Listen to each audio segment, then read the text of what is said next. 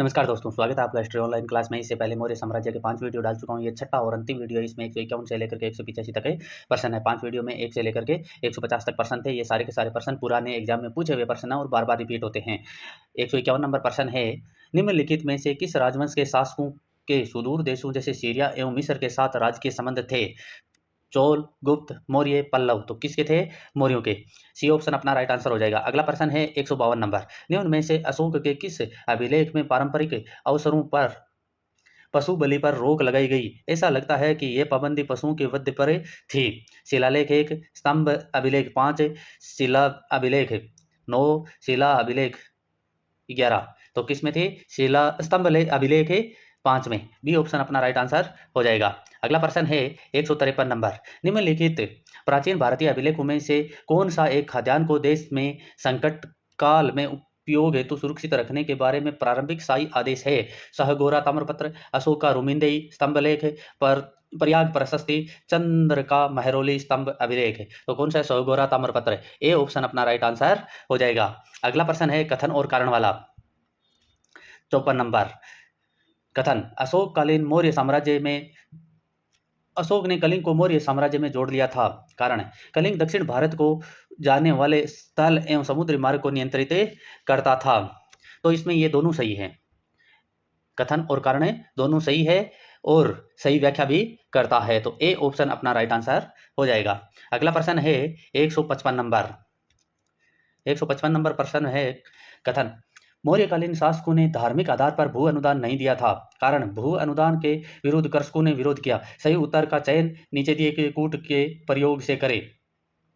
तो ए सही है और आर है वो गलत है, क्योंकि कृषकों ने इस प्रकार का कोई विरोध नहीं किया था। धार्मिक अनुदान इन्होंने नहीं दिया था। तो ए सही, आर ए गलत है। तो सी ऑप्शन अपना राइट आंसर हो जाएगा। अगला प्रश्न है 156 नंबर, मौर्य साम्राज्य का 7 वर्गों में विभाजन का विशेष रूप से उल्लेख किया गया है। कौटिल्य के अर्थशास्त्र में, अशोक के शिलालेखों में, पुराणों में, मेगस्थनीज की पुस्तक इंडिका में, उपयुक्त में से कोई नहीं या उपयुक्त में से एक से अधिक है। तो इसमें अपना राइट आंसर हो जाएगा डी ऑप्शन, मेगस्थनीज की पुस्तक इंडिका में। मेगस्थनीज ने भारतीय समाज को कितनी श्रेणियों में विभाजित किया है? 4, 5, 6, 7। तो कितनी श्रेणियों में विभाजित किया है? 7 में। अगला प्रश्न है 158 नंबर, निम्नलिखित में से किस स्रोत में उल्लेखित है कि प्राचीन भारत में दास्तान नहीं थी? अर्थशास्त्र में, मुद्रा राक्षस और मेगस्थनीज की इंडिका, वायु पुराण। तो किसमें है? मेगस्थनीज की इंडिका। इनका मानना है कि भारत में दास प्रथा नहीं थी। अगला प्रश्न है 159 नंबर, मौर्य काल में टैक्स को छुपाने या चोरी के लिए इनमें से क्या दंड दिया जाता था? मृत्युदंड, सामानों की कुर्की जब्ती, कारावास। उपयुक्त में से कोई नहीं। तो मेगस्थनीज का मानना था कि मृत्युदंड दिया जाता था। अगला प्रश्न है 160 नंबर, इंडिका का मूल लेखक था? नियार्कस, मेगस्थनीज, प्लूटार्क, डायोडोरस। तो कौन था? मेगस्थनीज। बी ऑप्शन अपना राइट आंसर हो जाएगा। अगला प्रश्न है 161 नंबर, वर्तमान नगर पालिका प्रशासन का कौन सा कार्य मौर्य काल से जारी है? नाप तोल के बाटों का निरीक्षण, वस्तुओं की कीमतें निर्धारण करना, जन्म एवं मृत्यु का पंजीकरण, शिल्पकारों का संरक्षण। तो मौर्य काल से नगर पालिकाओं के पास जन्म और मृत्यु पंजीकरण है, मौर्य काल से चला आ रहा है। अगला प्रश्न है 162 नंबर, मौर्य शासकों के बारे में निम्न में से कौन सा कथन सही है? उन्होंने विकास किया था संस्कृति, कला व साहित्य, सोने के सिक्के, प्रांतीय विभाजन, हिंदू कुश तक साम्राज्य।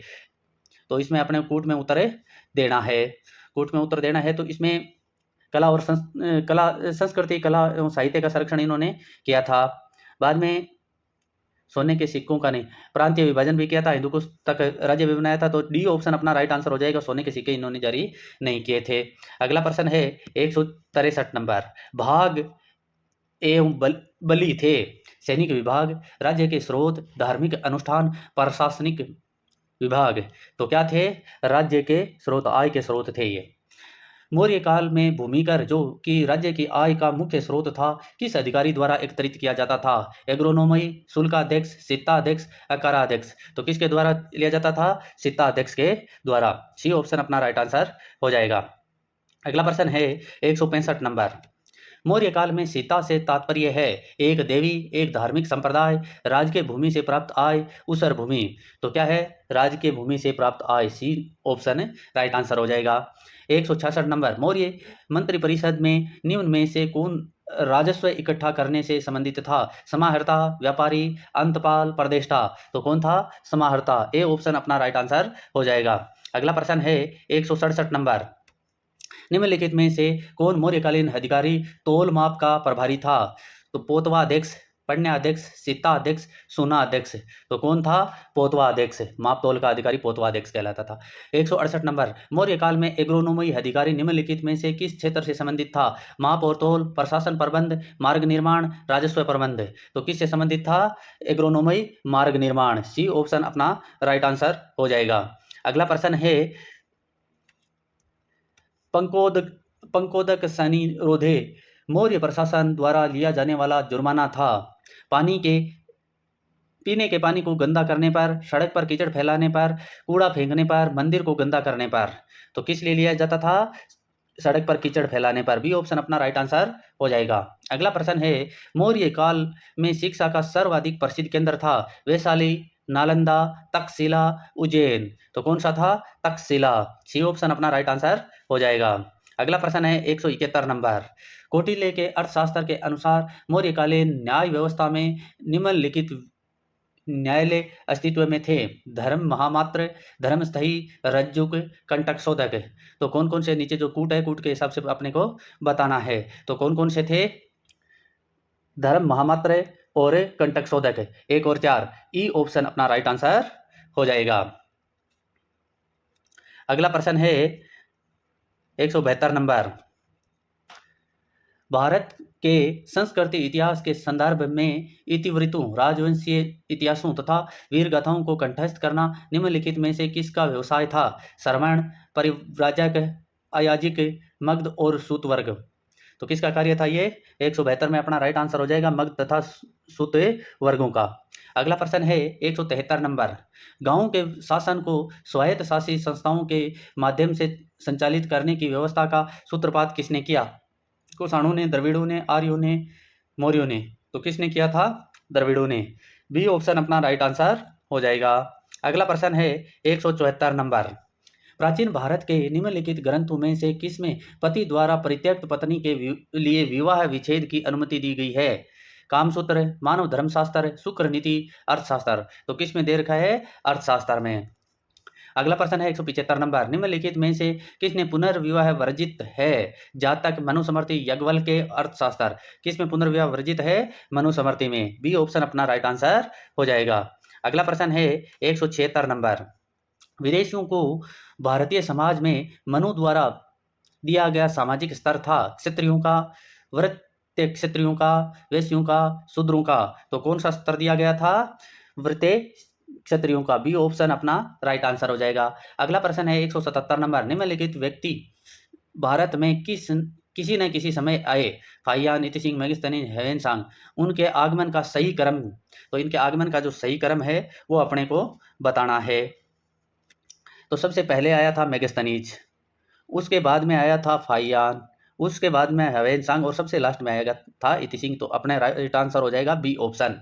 अगला प्रश्न है 178 नंबर। सूचियां दे रखी है, इनको सुमेलित अपने को करना है। तो 178 में चंद्रगुप्त, सेंड्रोकोट्स, बिंदुसार, अमित्रघात, अशोक, प्रियदर्शी, चाणक्य, विष्णुगुप्त। तो अपना राइट आंसर हो जाएगा सी ऑप्शन। अगला प्रश्न है 179। अंतिम मौर्य सम्राट था? जालोक, अवंतिवर्मा, नंदीवर्धन, बृहद्रथ। तो कौन था? बृहद्रथ। 180 नंबर प्रश्न। 180 नंबर प्रश्न। निम्न कथनों पर विचार कीजिए। अंतिम मौर्य शासक बृहद्रथ की हत्या उसके प्रधान सेनापति पुष्यमित्र शुंग ने की थी। अंतिम शुंग शासक देवभूति की हत्या उसके ब्राह्मण मंत्री वासुदेव कौ ने की और उससे राजसिंहासन हथिया लिया। आंध्र के कण्व राजवंश के अंतिम शासक को पच्युत किया था। इन कथनों में कौन सा या से सही है? तीनों कथन है, उनको पढ़ना है और उनमें से कौन से सही है ये अपने को बताना है। तो ये तीनों ही कथन है वो सही हैं। तो अपना राइट आंसर कौन सा हो जाएगा? D number option right answer हो जाएगा। अगला प्रश्न है 181 नंबर। ईस्वी सन के पूर्व की कुछ शताब्दियों में निम्नलिखित में से किस शासकों ने गिरनार क्षेत्र में जल संरक्षण व्यवस्था की ओर ध्यान दिया? महापद्मनंद, चंद्रगुप्त मौर्य, अशोक, रुद्रदमन। तो किसने दिया? चंद्रगुप्त मौर्य और अशोक ने, क्योंकि यहाँ ईस्वी सन की शताब्दियों से पूर्व पूछा गया है। रुद्रदमन तो ईस्वी सन की बाद का है, तो अपने चंद्रगुप्त मौर्य और अशोक होगा, तो बी ऑप्शन अपना राइट आंसर हो जाएगा। प्रश्न को थोड़ा ध्यान से पढ़ना है। अगला प्रश्न है 182 नंबर प्रश्न। निम्नलिखित में से किस अभिलेख में चंद्रगुप्त और अशोक दोनों का उल्लेख किया गया है? गौतमीपुत्र सतकर्णी का नासिक प्रशस्ति, महाक्षत्रप रुद्रदमन का जूनागढ़ अभिलेख, अशोक का गिरनार अभिलेख, स्कंदगुप्त का जूनागढ़ अभिलेख। तो इसमें अपना राइट आंसर हो जाएगा महाक्षत्रप रुद्रदमन का जूनागढ़ अभिलेख। बी ऑप्शन अपना राइट आंसर हो जाएगा। दोस्तों, अगर वीडियो अच्छा लगे तो वीडियो को लाइक कीजिए, चैनल को सब्सक्राइब कीजिए और अधिक से अधिक दोस्तों के साथ वीडियो शेयर कीजिए। और आपको किस टॉपिक के प्रश्न चाहिए वो भी कमेंट करके जरूर बताइए। अगला प्रश्न है 184 नंबर,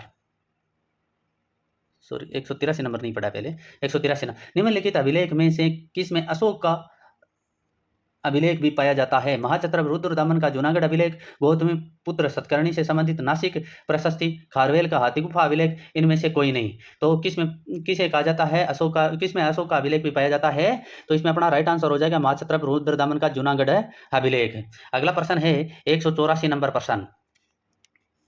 बराबर पहाड़ी की गुफाओं के विषय में निम्न में से कौन सा एक सही नहीं है? बराबर पहाड़ी पर कुल 4 गुफाएं हैं। 3 गुफाओं की दीवारों पर अशोक के अभिलेख उत्कीर्ण है। यह अभिलेख उन गुफाओं को आजीविकों को समर्पित होने का उल्लेख करते हैं। यह अभिलेख ईसा पूर्व 6ठी शताब्दी के हैं। तो इसमें यह पूछा गया है सही नहीं। क्या पूछा गया है? सही नहीं। तो जो सही नहीं है वो है इसमें डी, ये ईसा पूर्व 6ठी शताब्दी के हैं, ये सही नहीं है। अगला प्रश्न है इस वीडियो का अंतिम प्रश्न, ऐसे 184 नंबर है।